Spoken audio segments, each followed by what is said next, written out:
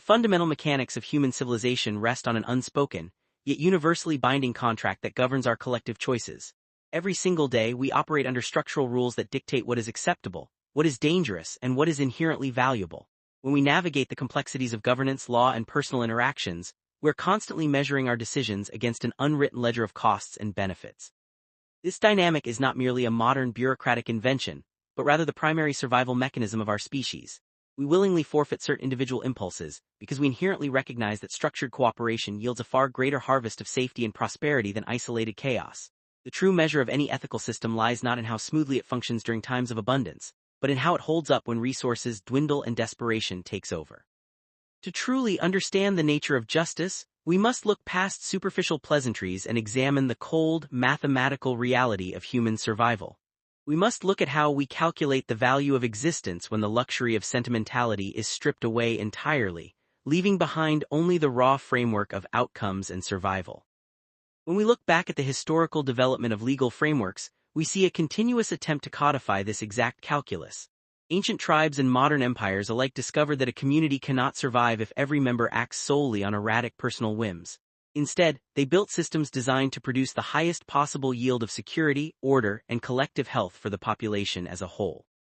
This overarching goal requires a highly practical mindset, one that focuses entirely on the tangible results of an action rather than the abstract intentions behind it. If a decision leads to a more stable society, a more reliable food supply, or a lower mortality rate, it is historically embraced as a successful policy. The moral weight of any choice is found in its net impact on the world, meaning we must look at the physical aftermath to determine if a path was correct. By shifting our focus away from rigid, unyielding dogmas and focusing instead on measurable real-world outcomes, we gain a clear, logical tool for resolving disputes. This perspective allows communities to adapt to shifting environments, ensuring that outdated traditions do not accidentally compromise the survival and flourishing of the living population.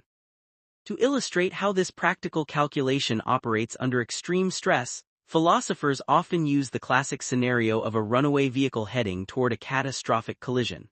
Imagine a heavy transit vehicle barreling down a track at high speed, completely out of control because its mechanical brakes have experienced a total system failure. The operator is plunged into an immediate crisis, realizing that directly ahead on the primary line are 5 laborers who have absolutely no idea that danger is approaching.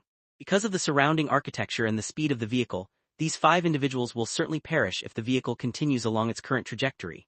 However, the operator notices a temporary escape route in the form of a single side track branching off to the right. On this secondary path, there is only one laborer working, completely isolated from the others. The steering mechanism is still fully operational, meaning the person at the controls has the physical capacity to divert the vehicle. This choice presents a stark, unavoidable decision: maintain the current path and allow 5 people to die, or actively intervene to redirect the vehicle, causing the death of one person instead. When this classic scenario is presented to any large gathering of people, an overwhelming majority invariably chooses to alter the vehicle's course. This widespread, nearly universal reaction reveals something incredibly profound about the underlying structure of human intuition. When forced to choose between 2 deeply tragic outcomes, our minds naturally look for the option that minimizes total destruction. The immediate justification offered by almost everyone who chooses to turn the wheel is remarkably simple. It is mathematically preferable for one person to perish if it ensures that 5 others survive. This reaction demonstrates that, when pushed into a corner by extreme circumstances, our deep-seated moral instincts align directly with a results-oriented framework. People do not freeze in place out of a desire to keep their hands clean. Instead, they recognize that failing to act is a choice in itself. By actively steering toward the lesser tragedy, the operator maximizes the number of human beings who get to return home to their families at the end of the day. This logic is intensely practical, focusing entirely on preserving the highest volume of life possible when an ideal, bloodless outcome is completely off the table. This exact line of reasoning extends far beyond abstract philosophical thought experiments and frequently appears during real-world historical catastrophes. Consider the harrowing events of major national crises, such as aviation disasters where hijacked planes threaten densely populated urban centers. In moments of extreme peril, individuals have made the deliberate, agonizing choice to force a vessel down into deserted fields or open terrain, ensuring their own certain demise along with everyone on board. They accept this fate specifically to prevent the aircraft from crashing into massive skyscrapers, which would result in an exponentially higher loss of civilian life.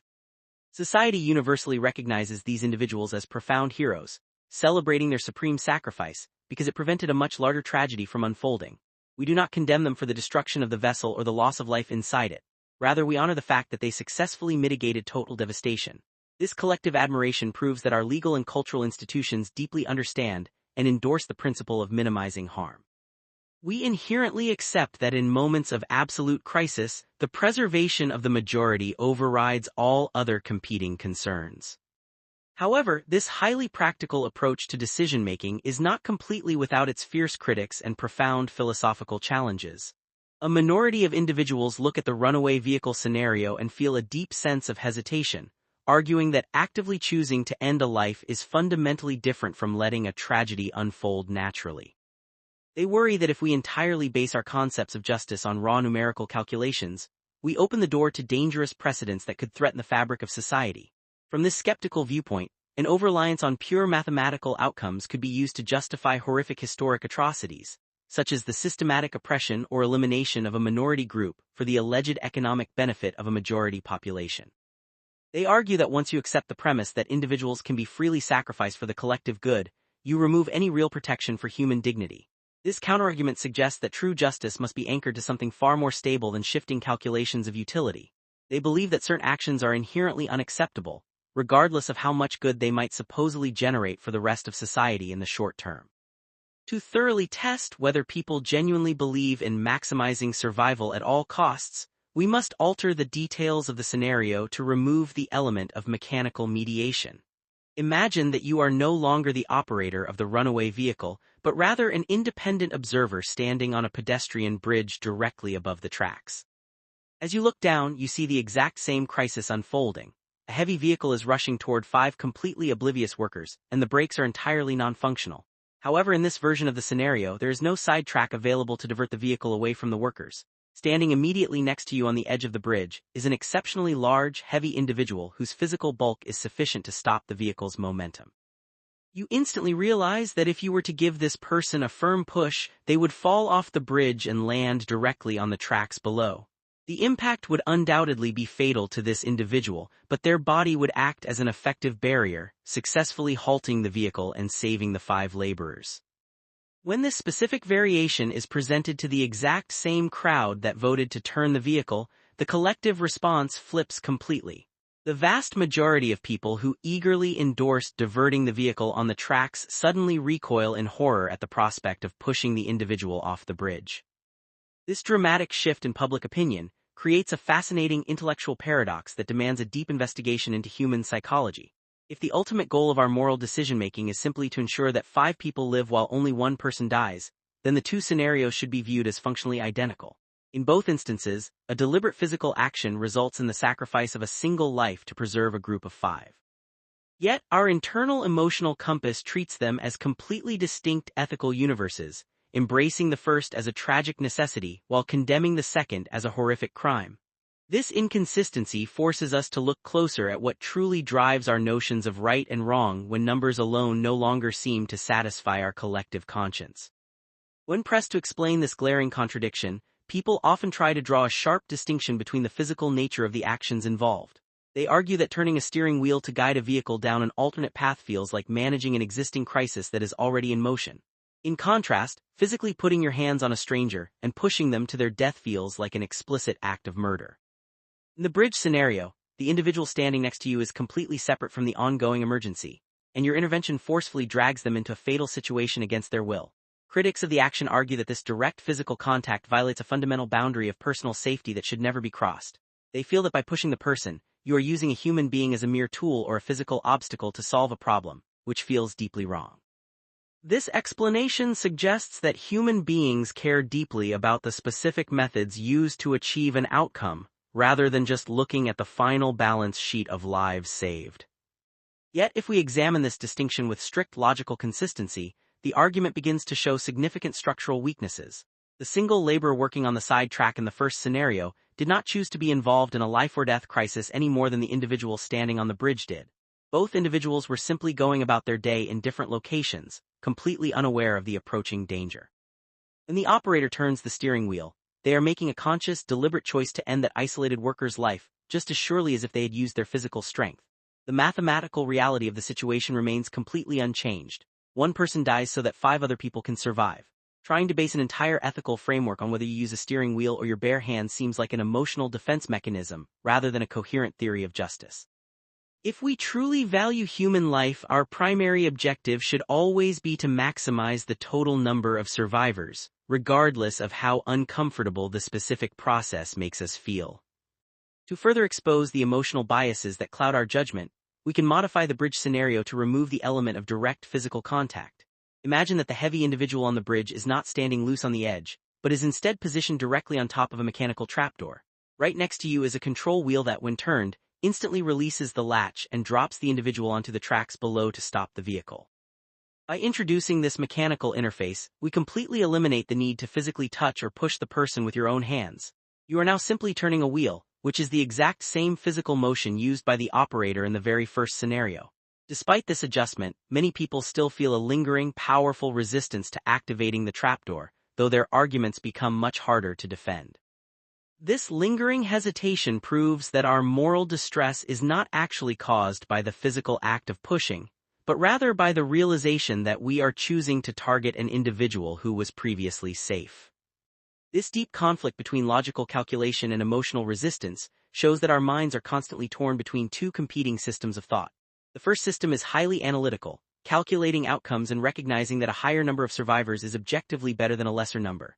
The second system is rigid and rule-based, screaming that certain boundaries must never be violated, no matter how good the final outcome might be. To resolve this tension, we must ask ourselves which system serves the long-term interests of human society more effectively. A world governed entirely by emotional squeamishness would frequently allow large-scale tragedies to occur simply because people are too afraid to make difficult, uncomfortable choices. True intellectual maturity requires us to rise above these immediate visceral reactions and embrace a disciplined approach to ethics. We must be willing to look at the big picture and recognize that the ultimate goal of justice must be to create the greatest possible amount of welfare and security for the community as a whole.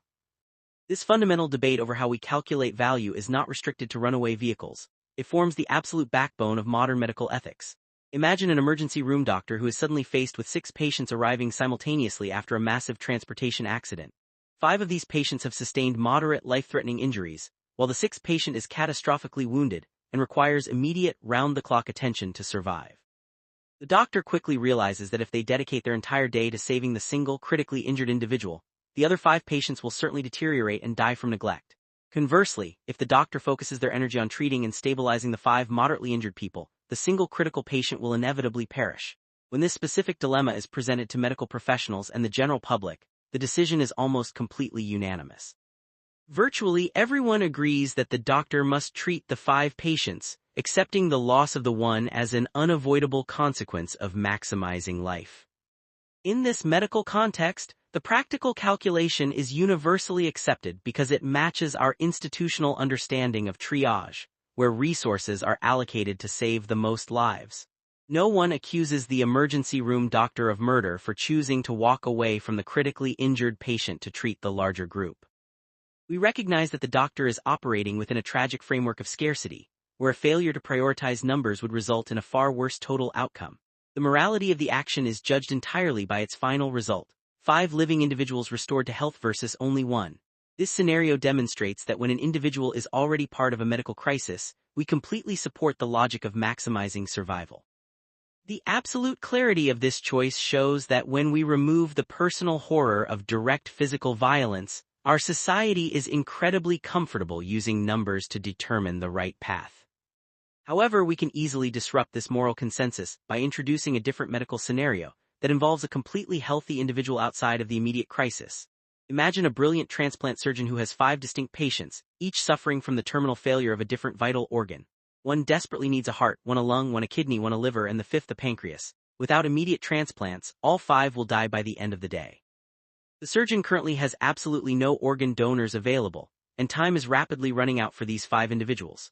Suddenly, a completely healthy person walks into the hospital merely to get a routine annual health checkup and decides to take a quick nap in the adjacent room. The surgeon realizes they could easily slip into the room, administer a silent sedative, and harvest the 5 vital organs to save all 5 dying patients. The healthy individual would die as a direct result of this procedure, but 5 separate human lives would be completely restored to health. When this extreme scenario is proposed, the immediate reaction from society is a wave of absolute uncompromising outrage.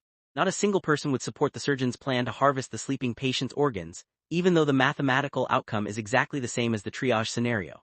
Once again, we see a situation where one person is sacrificed to ensure that 5 people survive, yet the action is universally viewed as an unspeakable crime. This intense cultural rejection shows that our legal and ethical systems place a massive value on the concept of individual rights and personal security. We instinctively recognize that if citizens could be rounded up and sacrificed at any moment for the biological benefit of the majority, the entire social order would instantly collapse into terror.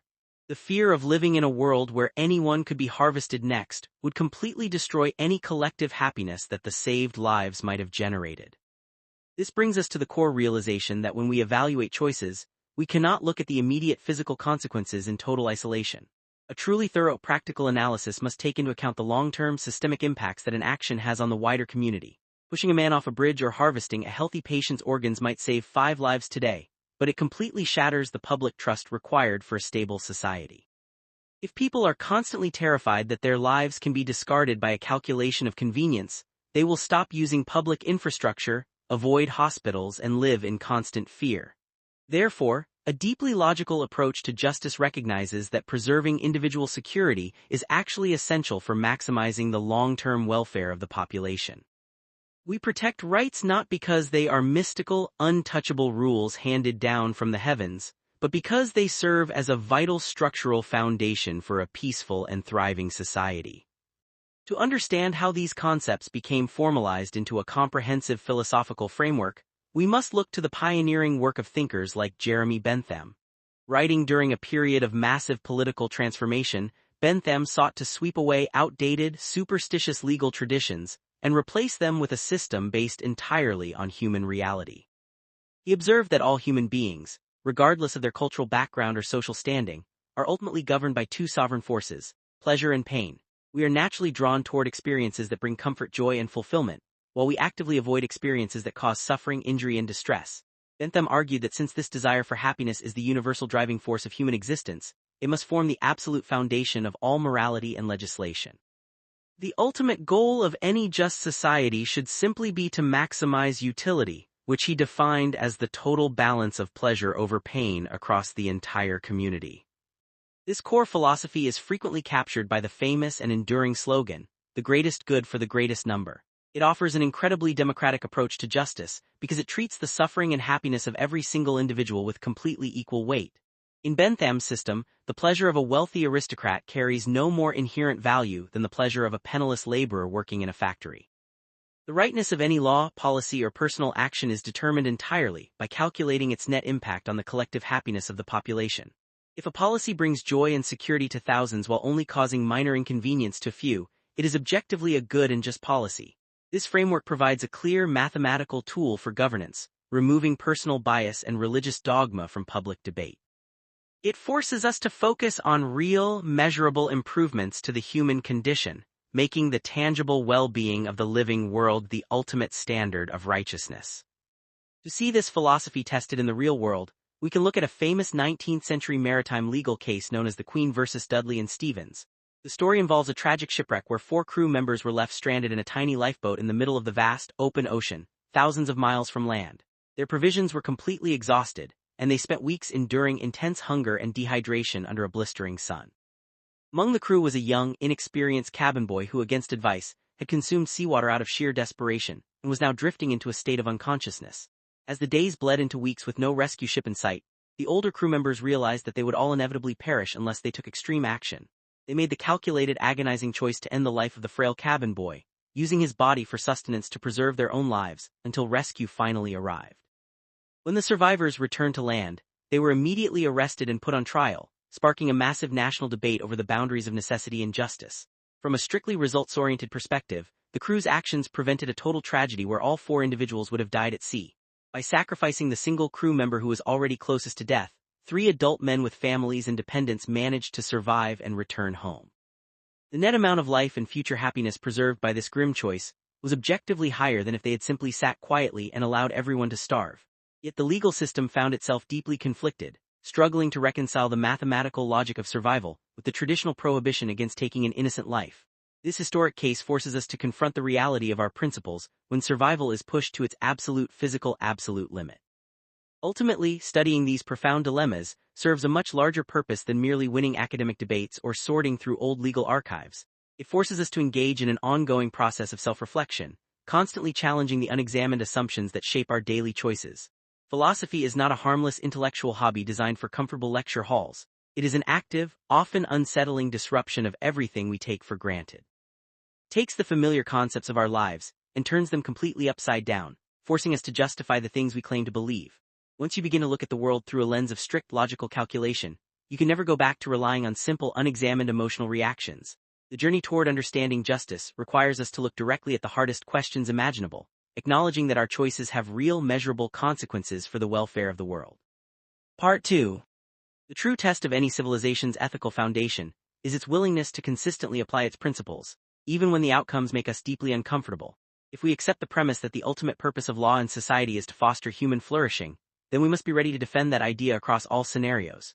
It is incredibly easy to advocate for the collective good when it involves building public parks, funding schools, or organizing community safety programs. The real challenge arises when we are forced to navigate situations of extreme scarcity, where one person's comfort or survival directly conflicts with the comfort or survival of a larger group.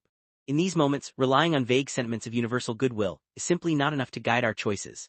We need a rigorous, disciplined framework that allows us to look past our immediate emotional discomfort and focus entirely on maximizing the net positive impact on the world. Without this analytical clarity, our public policies will always be vulnerable to sudden swings of popular emotion, leaving us unable to solve the most difficult problems of human coexistence. When we look closely at how societies actually make major structural decisions, we find that we already use quantitative calculations far more often than we care to admit. Every time a government sets a national speed limit, approves a new medical pharmaceutical, or allocates funding for highway infrastructure, it is making a calculated decision about human life. Officials know with absolute statistical certainty that a higher speed limit or a faster drug approval process will result in a specific number of preventable deaths each year.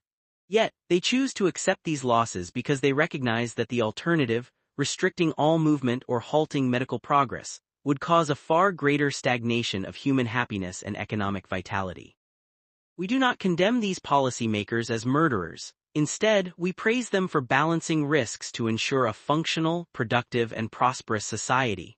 This widespread acceptance proves that our collective governance is deeply dependent on a results-oriented mindset, even if we rarely discuss it openly in public. To understand why this quantitative approach is so vital for true justice, we must contrast it with rigid rule-based systems that refuse to adapt to circumstances. When a moral framework declares that certain actions are completely prohibited under all conditions, it completely abdicates its responsibility to minimize real-world suffering. Imagine a situation where a crisis can only be averted by telling a minor untruth. Or where a massive disaster can only be prevented by temporarily infringing on someone's property rights. A strict dogmatist would be forced to stand by and watch the world burn, comforting themselves with the hollow satisfaction that they kept their personal record clean. This self-absorbed approach to ethics prioritizes individual emotional purity over the actual physical well-being of real human beings.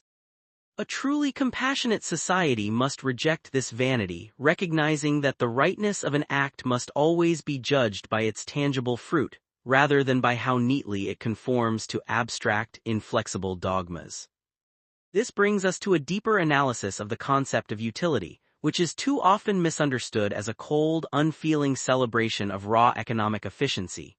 In reality, utility encompasses the entire spectrum of the human experience, including joy, artistic expression, intellectual achievement, friendship, and the absence of physical pain. When we talk about maximizing utility, we're talking about creating a world where the greatest number of minds can experience life at its highest possible level of fulfillment. This requires us to view the community as a grand collective enterprise, where the happiness of the individual is intimately connected to the health of the whole. By focusing on the net balance of well-being, we gain an objective standard that cuts through the noise of conflicting religious beliefs and cultural traditions. It allows people of wildly different backgrounds to agree on a common goal, building a society that actively reduces suffering and expands human happiness wherever possible. To achieve this goal, we must also recognize that human empathy, while a beautiful and powerful emotion, is often highly biased and unreliable on its own. We naturally feel a much deeper surge of compassion for a single individual whose face we can see and whose name we know, compared to a faceless crowd of thousands. This evolutionary quirk of our psychology can easily lead to deeply unjust outcomes if we let it dictate our broader social policies. For example, a community might be tempted to spend millions of dollars on a single, highly publicized rescue operation, while simultaneously cutting funds for routine public health measures that would quietly save thousands of lives. A disciplined, analytical approach to justice acts as a necessary check on these erratic emotional impulses. It forces us to look at the data, ensuring that our limited resources are directed where they will do the absolute most good for the maximum number of people, regardless of who gets the media attention. This tension between raw emotion and structured logic is precisely what makes the study of ethics so challenging and yet so intensely vital. When we look back at the historical development of progressive legal systems, we see a steady march away from impulsive vengeance toward calculated, institutional fairness. Early legal codes were often based on simple, visceral reactions of retaliation, demands for an eye that frequently resulted in endless, destructive blood feuds between families. Over centuries, societies realized that this emotional approach to conflict resolution was completely tearing communities apart from the inside out. They responded by inventing courts, objective legal standards, and systems of punishment designed to deter future crime and rehabilitate offenders, rather than just satisfying a desire for revenge. This evolution represents a massive triumph of systemic utility over immediate personal impulse, demonstrating that humanity thrives when it subjects its raw feelings to the discipline of collective reason. Furthermore, we must address the common critique that a results-oriented framework fails to respect the uniqueness and dignity of the individual. Critics often argue that by focusing on the total sum of happiness, we treat human beings as mere numbers on a financial spreadsheet, ignoring their personal hopes and fears. This argument sounds compelling on a superficial level, but it completely falls apart under closer logical scrutiny. In a system based entirely on maximizing utility, every individual's happiness is counted exactly the same as everyone else's, which is the very definition of true equality. No one is granted a special privilege because of their lineage, wealth, or social status. Their experiences of pleasure and pain carry the exact same mathematical weight as their neighbors. By seeking the greatest good for the greatest number, we are ensuring that the interests of the silent, everyday majority are never sacrificed to satisfy the whims of a privileged few. To build a society that genuinely reflects this commitment to equal value, our laws must be designed to constantly optimize public welfare. This means that property rights, freedom of contract, and personal liberties are not mystical, unchanging entities that dropped out of the sky fully formed.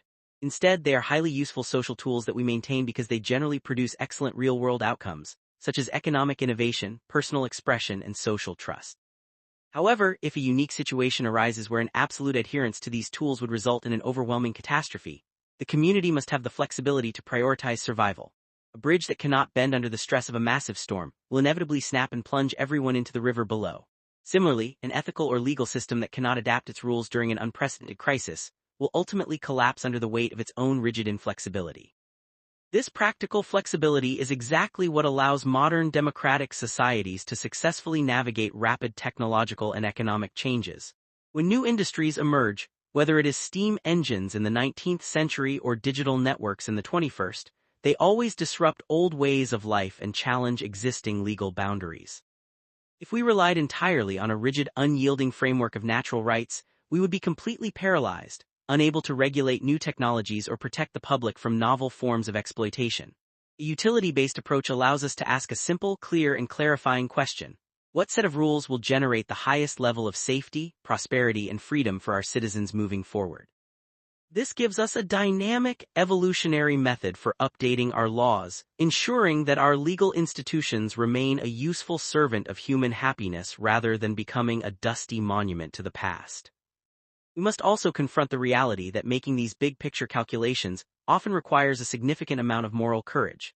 It is incredibly easy to stand on the sidelines of a crisis and declare that you refuse to participate because every available choice is deeply flawed.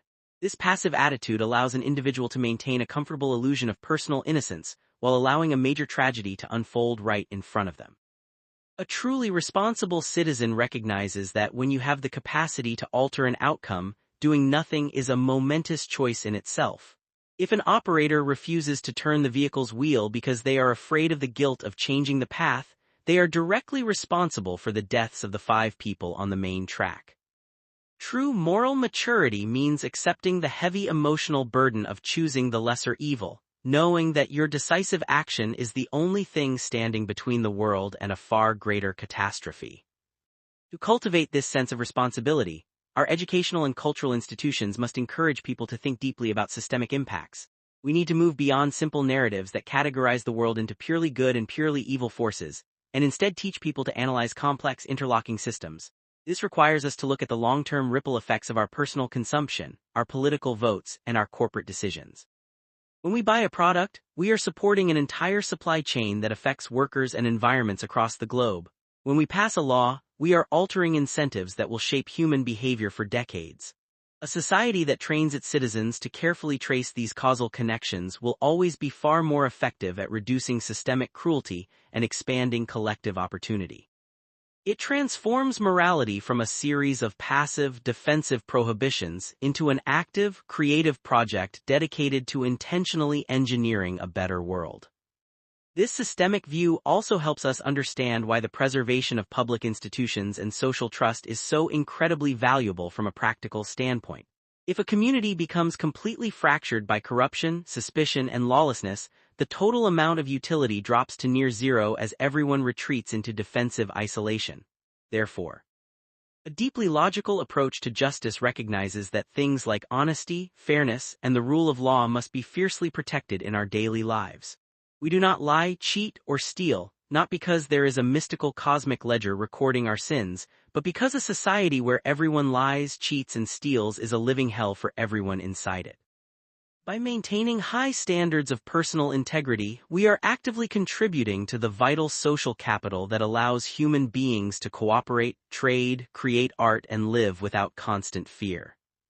As we deepen our understanding of these dynamics, we begin to see that many of the traditional debates between different philosophical schools are largely based on misunderstandings. Critics often accuse results-oriented thinkers of being willing to sacrifice any individual at any time for a temporary boost in public happiness. But as we have explored, a sophisticated analysis realizes that individual security is the single most important ingredient in the entire formula of public happiness. You cannot have a thriving, joyful community if the citizens live in constant terror of being arbitrarily discarded or harmed by their own government. Therefore, a truly comprehensive calculation naturally builds powerful protections for the individual directly into the legal structure. It protects these boundaries precisely because doing so yields the highest possible harvest of long-term stability and mutual prosperity for the entire population.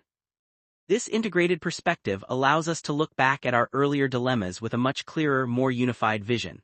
The initial impulse to turn the vehicle away from the 5 workers is not a contradiction of our refusal to harvest a healthy patient's organs. Instead, both reactions can be completely understood through a single, consistent focus on systemic utility. In the vehicle case, the crisis is already confined to a closed track, and the choice is simply to minimize the immediate physical loss of life within that emergency. In the hospital organ case, the choice involves shattering the foundational public trust in the medical system, which would cause an absolute catastrophe for the health and safety of the entire nation. By looking at the complete picture, including both immediate casualties and long-term societal impacts, we gain a reliable, coherent guide that cuts through emotional confusion and delivers true systemic justice. Ultimately, this intellectual journey leads us away from the comforting illusions of simple, unearned certainty toward a deep appreciation for the complexity of human life. It requires us to accept that the world is an incredibly messy place, where resources are often terribly scarce, and where tragic choices are sometimes completely unavoidable. But instead of throwing up our hands in skeptical despair, this realization should inspire us to become far more disciplined and purposeful in our thinking. We must commit ourselves to the hard work of gathering data, analyzing outcomes, and constantly refining our laws to better serve the living world. By anchoring our concepts of right and wrong to the tangible well-being of humanity, we ensure that our ethical discussions remain grounded in reality and actively dedicated to the relief of suffering. The ongoing pursuit of this clarity is what keeps our legal and political systems alive, dynamic, and responsive to the needs of the people.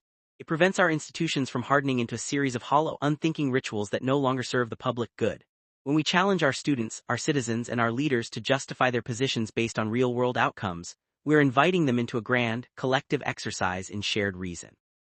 We are asking everyone to step out of their private echo chambers and engage in a transparent, accountable debate about what truly makes a society good. This open dialogue is the ultimate engine of human progress, ensuring that our laws continue to evolve toward a more rational, effective, and deeply compassionate implementation of public justice. As we move forward into an increasingly interconnected and technologically complex future, this analytical discipline will become more important than ever before. We are facing unprecedented global challenges, from managing complex automated systems to allocating scarce medical innovations, that cannot be solved by relying on ancient prejudices or simple emotional reactions. These modern problems demand a high level of intellectual sophistication, a willingness to look at massive data sets, and a commitment to optimizing outcomes on a planetary scale. By embracing a clear, results-oriented framework today, we are equipping ourselves with the vital intellectual tools needed to navigate the challenges of tomorrow. We are choosing to be active, clear-eyed authors of our collective destiny, dedicated to building a future that maximizes the safety, prosperity, and joy of all human generations to come. Part 3. The process of refining our collective moral understanding requires us to constantly step out of our comfort zones and test our ideas against the harshest realities of human experience. We cannot simply declare our allegiance to a set of values and then refuse to examine how those values perform when pushed to their absolute limits. True intellectual integrity means being willing to look at the edge cases, the moments of extreme crisis, profound scarcity, and intense systemic stress, to see if our principles offer a reliable guide or if they completely crumble into empty rhetoric. This continuous testing is not an academic game. It is the essential work of building a resilient legal and social framework that can withstand the unpredictable storms of history. When we engage in this deep reflection, we often find that our initial, unexamined reactions are a messy mix of evolutionary programming, cultural conditioning, and personal fears. Our task is to use disciplined reason to sort through this emotional clutter, separating our superficial biases from the core truths that actually promote human flourishing. As we look at the immense complexity of modern global society, we must recognize that our choices have wider ripple effects than at any other point in human history.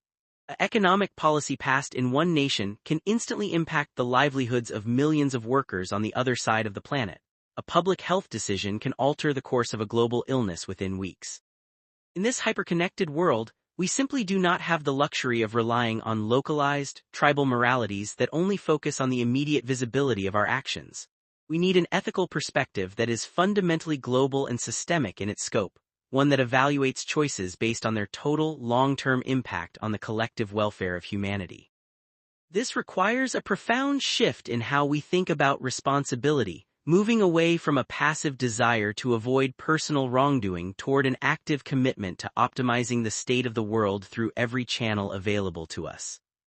To cultivate this advanced systemic perspective, we must directly confront the psychological phenomenon of skepticism, which often serves as a convenient shield for intellectual laziness. When people encounter complex ethical dilemmas that do not have an obvious, universally satisfying answer, they are frequently tempted to throw up their hands and declare that morality is entirely subjective. They argue that since different cultures and individuals hold wildly varying beliefs about right and wrong, there is no objective way to reason through these disputes. This attitude is deeply dangerous because it completely paralyzes our ability to challenge injustice, reform broken laws, or build international consensus on critical issues. A truly rational society must reject this evasion, recognizing that while these questions are incredibly difficult, they are also completely unavoidable because our daily laws and policies actively live out answers to them every single day. The great German philosopher Immanuel Kant offered a powerful warning against falling into this trap of permanent moral surrender. He noted that while skepticism can serve as a temporary resting place where human reason can reflect upon its dogmatic wanderings, it can never be a permanent home for a progressive society. To completely settle for skepticism is to give up on the restless search for truth that drives all human scientific, legal, and social progress. The fact that humanity has been debating the nature of justice for thousands of years does not prove that the task is hopeless. Rather, it proves that these questions are deeply woven into the very fabric of human coexistence. We must accept this restlessness as a vital sign of intellectual life. A constant internal pressure that keeps our institutions from stagnating and forces us to continuously strive for a more perfect alignment of our laws with reality. This relentless search for systemic clarity is precisely what led thinkers like John Stuart Mill to expand and refine our understanding of collective utility. Mill recognized that a crude calculation of short-term physical pleasure was not sufficient to sustain a complex, deeply creative civilization over generations. He argued that we must prioritize higher intellectual and moral pleasures, such as the pursuit of knowledge, artistic expression, and civic participation, which yield a far richer and more permanent harvest of human happiness. Furthermore, Mill demonstrated that robust protections for individual liberty and free speech are not contradictions of public utility, but are actually its most powerful engines. A society that silences dissenting voices and crushes personal individuality destroys the very marketplace of ideas that allows scientific truth, economic innovation, and moral progress to emerge. By understanding utility in this long-term structural sense, we can easily see through the false choice between protecting individual rights and maximizing public welfare.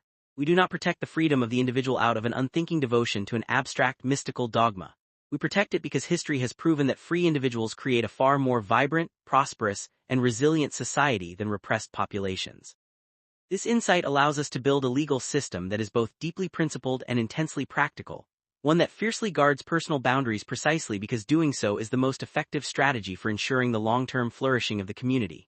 It unites our moral instincts with our analytical data, providing a single, coherent vision of justice that can guide us through the most complex modern policy debates.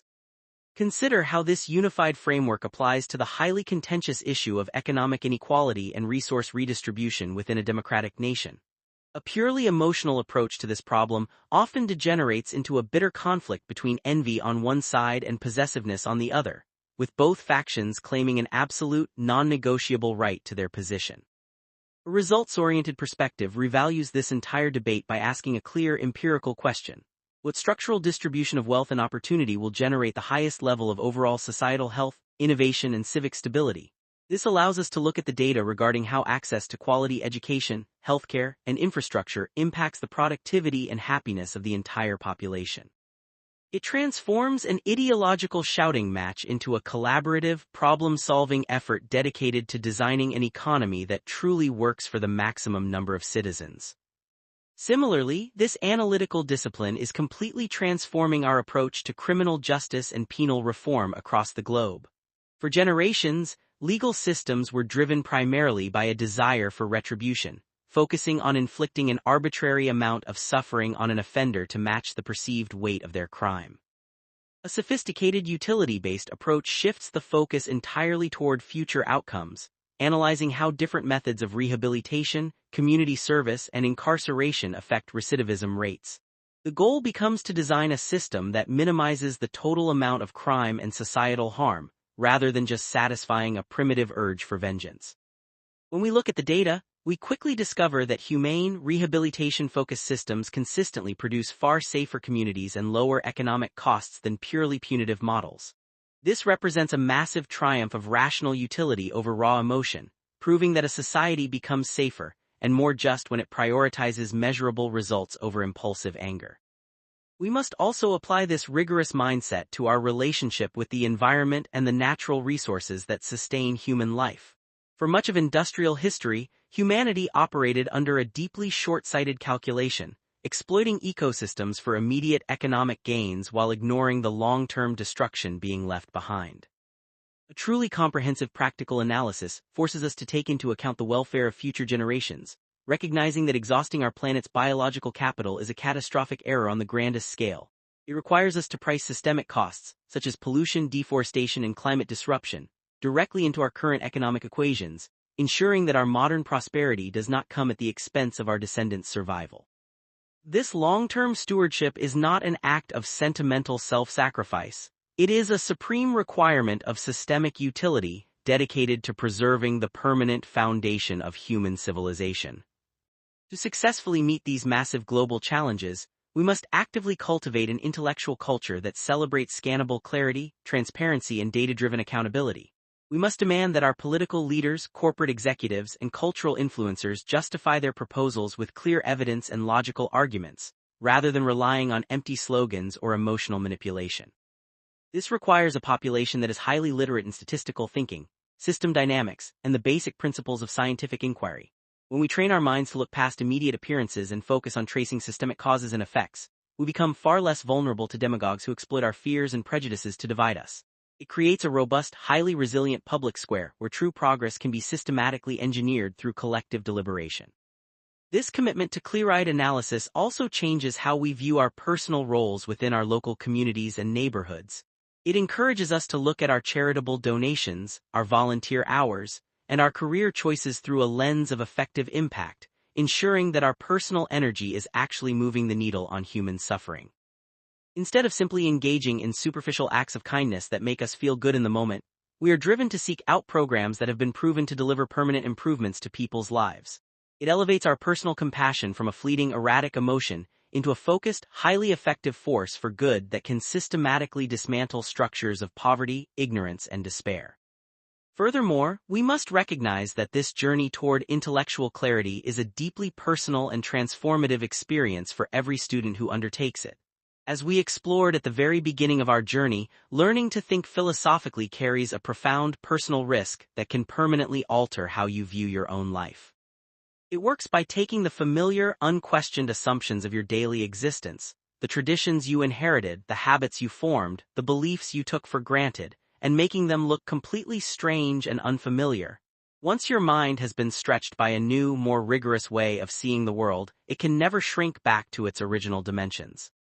This loss of unexamined innocence can be deeply unsettling at first, but it is also the absolute prerequisite for true personal growth and self-knowledge. The difficulty of this internal transformation is precisely why so many individuals look for ways to escape from the demands of rigorous moral reflection. They try to retreat into comfortable dogmas, tribal loyalties, or cynical skepticism, hoping to avoid the heavy emotional burden of having to constantly justify their choices. But a truly mature mind recognizes that this evasion is a betrayal of our unique capacity for reason, a choice to live as a passive passenger in history rather than an active participant. We must find the courage to lean into the discomfort of difficult questions, embracing the internal restlessness of reason as a powerful fuel that drives us forward toward greater understanding. When we look back at the grand narrative of human progress, we see that every great leap forward, from the abolition of slavery to the expansion of universal suffrage, was won by individuals who refused to accept established conventions as unchangeable truths. They were people who dared to look at the suffering around them, apply a higher standard of rational justice, and fight to reshape their societies to better serve human welfare. They understood that laws are not sacred relics to be blindly worshipped, but are human inventions that must be continuously judged, critiqued, and updated based on their actual real-world fruit. By stepping into this ongoing story today, we are taking up our responsibility as citizens of a democratic world, dedicated to continuing that vital work of institutional renewal. We must conclude by recognizing that the ultimate value of this philosophical discipline lies not in achieving a state of static absolute perfection, but in the active ongoing practice of critical reflection itself. The world will always present us with new, unexpected crises, unprecedented technological dilemmas, and complex situations of scarcity that will challenge our existing frameworks. But if we remain firmly anchored to clear-eyed focus on human flourishing, and if we maintain our commitment to rigorous, data-driven reason, we will always have a reliable compass to guide us through the dark. We will be able to face the future not with fear or confusion, but with a disciplined, purposeful confidence, ready to make the hard choices required to expand the boundaries of safety, prosperity, and joy for all generations to come. This is the ultimate invitation of our shared investigation into the nature of justice, to awaken the restlessness of our reason, to systematically challenge the familiar patterns of our world, and to see where that path of continuous improvement might lead us. It is a journey that requires both profound intellectual humility and immense moral courage, a willingness to follow the data wherever it leads while never losing sight of our ultimate goal, the relief of human suffering and the maximization of happiness across the globe. Let us step forward into that future together, fully embracing the risks and the possibilities of a rational, effective, and deeply compassionate approach to our collective